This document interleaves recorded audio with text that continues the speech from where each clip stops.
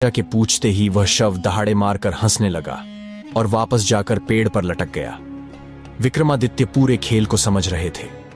उन्होंने फिर से तलवार से रस्सी को काटकर शव को नीचे गिरा दिया। इस बार उन्होंने अपने हाथों में जकड़कर उससे पूछा, तू कौन है? इस पर उस शव ने कोई उत्तर नहीं दिया। तब सम्राट विक्रमादित्य ने उसे चादर से बांध दिया और फिर उसे लेकर चल पड़े। रास्ते में शव ने कहा, मैं बेताल हूं, तू कौन है और मुझे कहां ले जा रहा है? सम्राट विक्रमादित्य ने कहा, मैं इस भूमि का चक्रवर्ती सम्राट विक्रमादित्य हूं। मैं तुझे उस साधु के पास लेकर जा रहा हूं जिसने मुझे तुझे यहां से ले जाने की विनती की है। तब बेताल ने कहा, तेरे साथ चलने की मेरी 2 शर्तें हैं। पहली शर्त, रास्ते में तू कुछ भी नहीं कहेगा। यदि तूने एक शब्द भी कहा तो मैं लौटकर पेड़ पर जा लटकूंगा। दूसरी, मैं तुझे कहानी सुनाऊंगा। सम्राट विक्रमादित्य ने इशारे में उसकी बात का समर्थन किया। सम्राट उसे उठाकर ले जा रहे थे और बेताल ने राजा को कहानी सुनाना शुरू किया। बेताल ने कहा, सुनो राजन, काशी में प्रताप मुकुट नाम का राजा राज करता था। उसके वज्र मुकुट नाम का एक बेटा था। एक दिन राजकुमार दीवान के लड़के को साथ लेकर शिकार खेलने जंगल गया। घूमते घूमते उन्हें तालाब दिखा। दोनों मित्र वहां रुक गए और तालाब के पानी में हाथ मुंह धोकर ऊपर महादेव के मंदिर दर्शन के लिए गए। घोड़े को उन्होंने मंदिर के बाहर बांध दिया। वो मंदिर में दर्शन करके बाहर आए तो देखा कि तालाब के किनारे कोई राजकुमारी अपनी सहेलियों के साथ स्नान करने आई है। दीवान का लड़का तो वहीं एक पेड़ के नीचे बैठा रहा, पर राजकुमार से ना रहा गया और वह आगे बढ़ गया। राजकुमार ने उसकी ओर देखा तो वह उस पर मोहित हो गया। राजकुमारी भी उसकी तरफ देखती रही। फिर राजकुमारी ने जूड़े में से कमल का फूल निकाला, कान से लगाया, दांत से कुतरा, पैर के नीचे दबाया और फिर छाती से लगा अपनी सखियों के साथ चली गई। राजकुमारी के चले जाने पर राजकुमार निराश हो अपने मित्र के पास आया और सब हाल सुनाकर बोला, मैं इस राजकुमारी के बिना नहीं रह सकता, पर मुझे ना तो उसका नाम मालूम है ना ठिकाना, वह कैसे मिलेगी?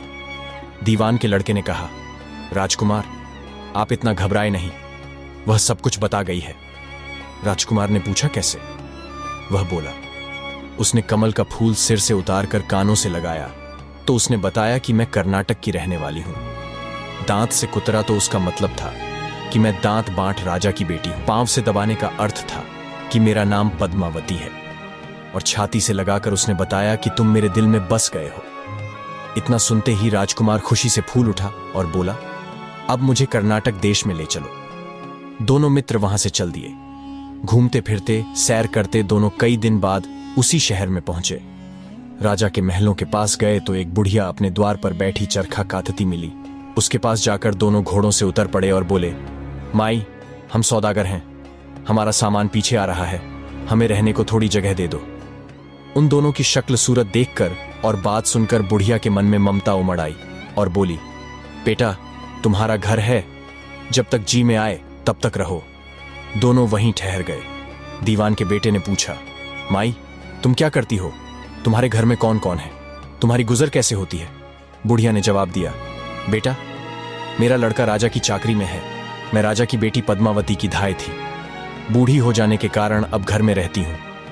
राजा खाने पीने को दे देता है। दिन में एक बार राजकुमारी को देखने महल में चली जाती हूं। राजकुमार ने बुढ़िया को कुछ धन दिया और कहा, माई कल तुम वहां जाओ तो राजकुमारी से कह देना कि जेठ सुदी पंचमी को तुम्हें तालाब पर जो राजकुमार मिला था वह आ गया है। अगले दिन जब बुढ़िया राजमहल गई तो उसने राजकुमार का संदेशा उसे दे दिया। सुनते ही राजकुमारी ने गुस्सा होकर हाथों में चंदन लगाकर उसके गाल पर तमाचा मारा और कहा, निकल यहां से। बुढ़िया ने घर आकर सब हाल राजकुमार को कह सुनाया। राजकुमार हक्का बक्का रह गया और राजकुमार के मित्र ने कहा, राजकुमार आप घबराए नहीं, उसकी बातों को समझे। उसने 10 उंगलियां सफेद चंदन में मारी। इससे उसका मतलब यह है कि अभी 10 रोज चांदनी के हैं, उनके बीतने पर मैं अंधेरी रात में मिलूंगी। 10 दिन के बाद बुढ़िया ने फिर राजकुमारी को खबर दी। इस बार राजकुमारी ने उसे फटकार कर पश्चिम की खिड़की से बाहर निकाल दिया। उसने आकर राजकुमार को बता दिया। सुनकर दीवान का लड़का बोला, मित्र उसने आज रात को तुम्हें उस खिड़की की राह बुलाया है। मारे खुशी के राजकुमार उछल पड़ा। समय आने पर उसने बुढ़िया की पोशाक पहनी, इत्र लगाया, हथियार बांधे। दोपहर रात बीतने पर वह महल में जा पहुंचा और खिड़की में से होकर अंदर पहुंच गया। राजकुमारी वहां तैयार खड़ी थी। वह उसे भीतर ले गई। रात भर राजकुमार राजकुमारी के साथ रहा। जैसे ही दिन निकलने को आया कि उसने उसे छिपा दिया, रात को फिर बाहर निकाल लिया। इस तरह कई दिन बीत गए। अचानक एक दिन राजकुमार को अपने मित्र की याद आई। उसे चिंता हुई कि पता नहीं उसका क्या हुआ होगा। उदास देखकर राजकुमारी ने कारण पूछा तो उसने बता दिया। बोला, वह मेरा बड़ा प्यारा दोस्त है और बड़ा चतुर है।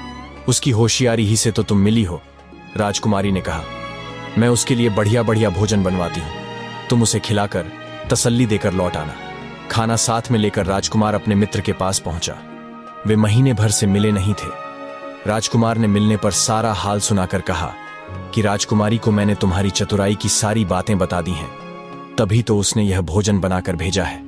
दीवान का लड़का सोच में पड़ गया। उसने कहा, यह तुमने अच्छा नहीं किया। राजकुमारी समझ गई है कि जब तक मैं हूं वह तुम्हें अपने बस में नहीं रख सकती, इसलिए उसने इस खाने में जहर मिलाकर भेजा है। यह कहकर दीवान के लड़के ने थाली में से एक लड्डू उठाकर कुत्ते के आगे डाल दिया। खाते ही कुत्ता मर गया। राजकुमार के क्रोध की सीमा न रही। राजकुमार ने कहा, ऐसी स्त्री से भगवान बचाए, मैं अब उसके पास नहीं जाऊंगा। दीवान का बेटा बोला, नहीं, अब ऐसा उपाय करना चाहिए जिससे हम उसे घर ले चलें।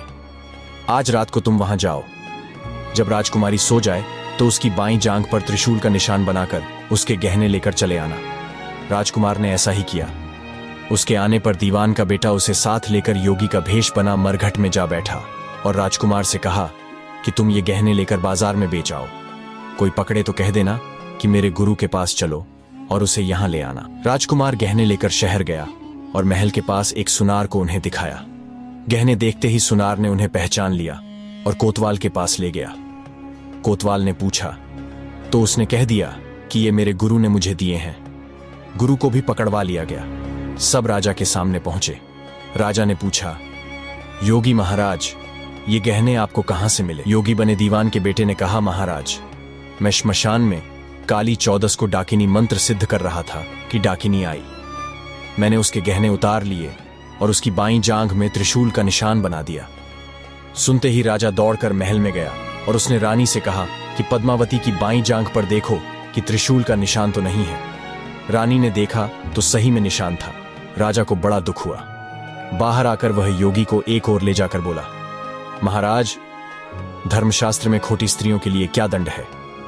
योगी ने जवाब दिया, राजन, ब्राह्मण, गौ, स्त्री, लड़का और अपने आश्रय में रहने वाले से कोई खोटा काम हो जाए तो उसे देश निकाला दे देना चाहिए। यह सुनकर राजा ने पद्मावती को डोली में बिठाकर जंगल में छुड़वा दिया। राजकुमार और दीवान का बेटा ताक में बैठे ही थे। राजकुमारी को अकेली पाकर साथ ले अपने नगर में लौट आए और आनंद से रहने लगे। इतनी बात सुनाकर बेताल बोला, राजन, यह बताओ कि पाप किसको लगा है? राजा ने कहा, पाप तो राजा को लगा। दीवान के बेटे ने अपने स्वामी का काम किया। कोतवाल ने राजा का कहना माना और राजकुमार ने अपना मनोरथ सिद्ध किया। राजा ने पाप किया जो बिना विचारे उसे देश निकाला दे दिया।